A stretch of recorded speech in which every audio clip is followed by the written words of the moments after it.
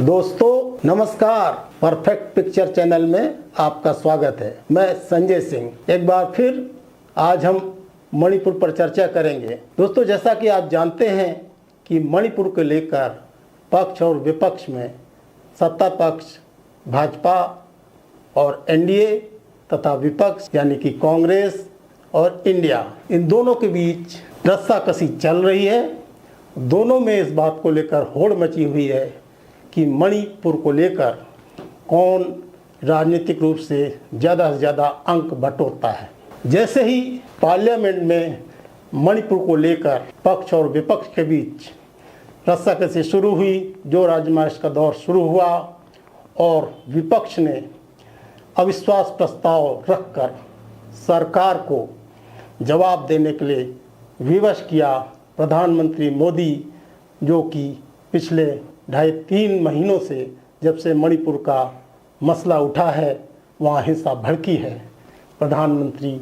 सिर्फ एक बार बोले हैं और वो भी तब जबकि सुप्रीम कोर्ट ने चेतावनी दे दी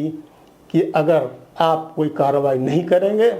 तो फिर हमें ही कुछ करना पड़ेगा। तो प्रधानमंत्री ने एक बयान संसद के बाहर दिया जिसमें उन्होंने कहा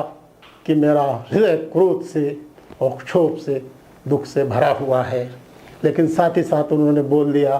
कि मणिपुर हो या राजस्थान हो या छत्तीसगढ़ हो, ऐसी घटनाएं बर्दाश्त नहीं की जानी चाहिए। दोनों ही पक्ष चाहते हैं कि मणिपुर को लेकर, मणिपुर की हिंसा को लेकर, मणिपुर के हालात को लेकर, वहाँ की जनता के दुख दर्द को लेकर,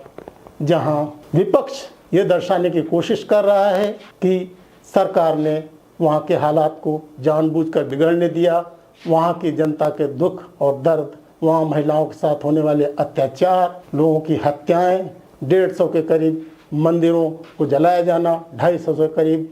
चर्चों को जलाया जाना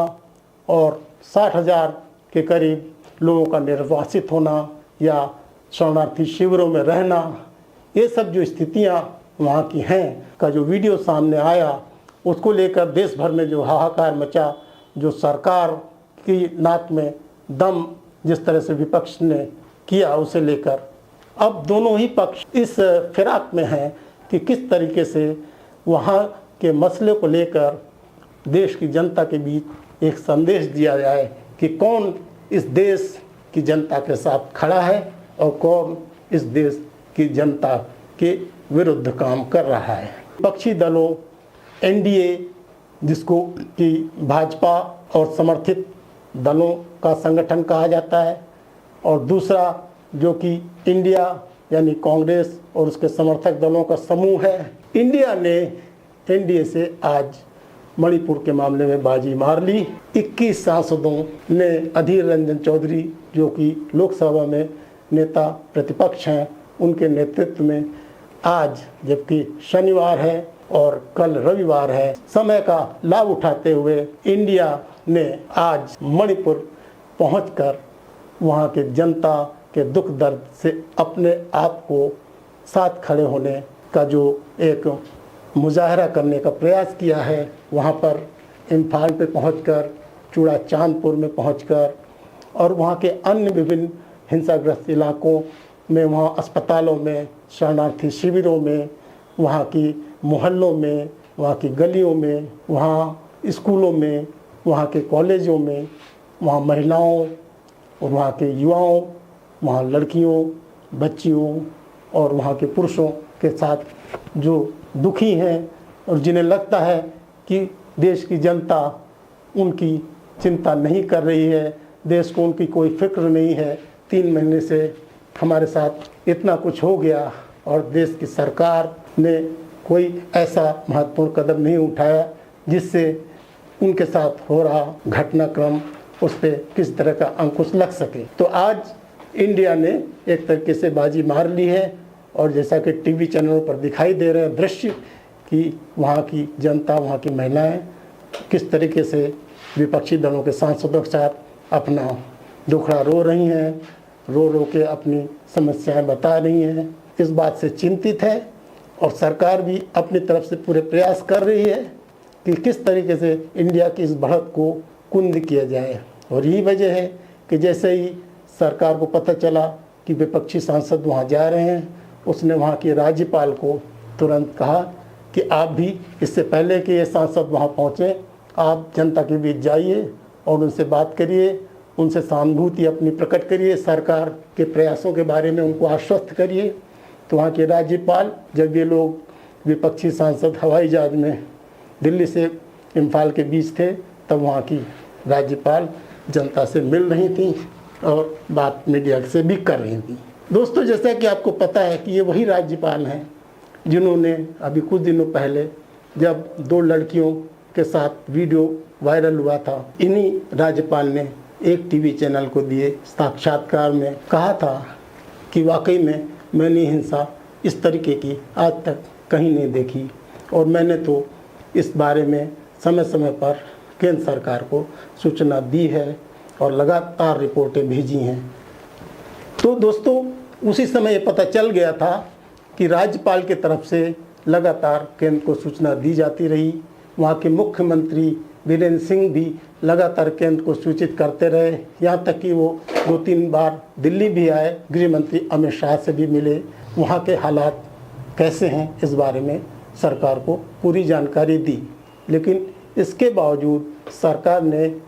उपयुक्त कदम नहीं उठाए, ऐसे आरोप विपक्ष के द्वारा लगाए जाते रहे। हालांकि सरकार का कहना है कि सरकार की तरफ से किसी भी तरीके की लापरवाही या उदासीनता नहीं बरती गई है, क्योंकि न सिर्फ इस 3 महीनों के दौरान, 2.5-3 महीनों के दौरान गृह मंत्री स्वयं 2 बार वहाँ गए, वहाँ पर उन्होंने अधिकारियों के साथ बैठकें की, बल्कि इस बीच में प्रधानमंत्री भी लगातार मामलों पर नज़र रखे हुए रहे हैं। विपक्षी दलों के साथ भी बैठकें की गई और वहाँ पर सरकार की तरफ से सारे कदम उठाए गए। वहाँ आर्म फोर्सेस के 63,000 जवान तैनात किए गए। सरकार का ये भी कहना है, खासतौर पर गृह मंत्री ने एक मीडिया के साथ बातचीत में ये दावा किया है कि प्रधानमंत्री पर बेवजह आरोप लगाए जा रहे हैं। प्रधानमंत्री तो दिन में 3 बार मणिपुर की स्थिति को लेकर अपडेट लेते हैं। गृह मंत्री का ये दावा कि वहाँ पर लगातार विभिन्न समूहों मैतेई और कुकी के बीच और नागा के बीच सौहार्द कायम करने के लिए लगातार बैठकें की जा रही हैं और समुदायों के जो प्रबुद्ध नेता हैं, जो वहाँ प्रभाव रखते हैं, उनको इस बात के लिए राजी करने के लिए सरकार की ओर से लगातार प्रयास किए जा रहे हैं कि किसी तरीके से वो वहाँ के जो हिंसक समूह हैं और जो उपद्रवी तत्व हैं, उनको उन पर अपने प्रभाव का इस्तेमाल करते हुए उन्हें शांत करें। तो दोस्तों, मणिपुर को लेकर दिन पर दिन स्थितियों में बदलाव हो रहा है। अविश्वास प्रस्ताव पर सोमवार के बाद किसी भी दिन चर्चा होगी और तब प्रधानमंत्री वहाँ की स्थिति पर व्यापक रूप से प्रकाश डालेंगे। और जैसा कि आप जानते हैं कि प्रधानमंत्री जब उतरते हैं मैदान में, तो फिर विपक्ष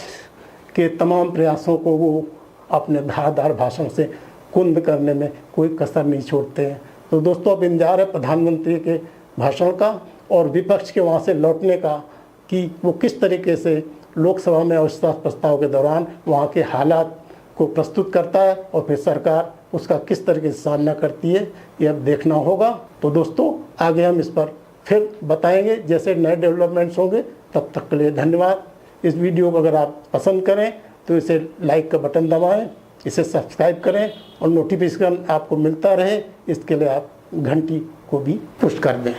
धन्यवाद।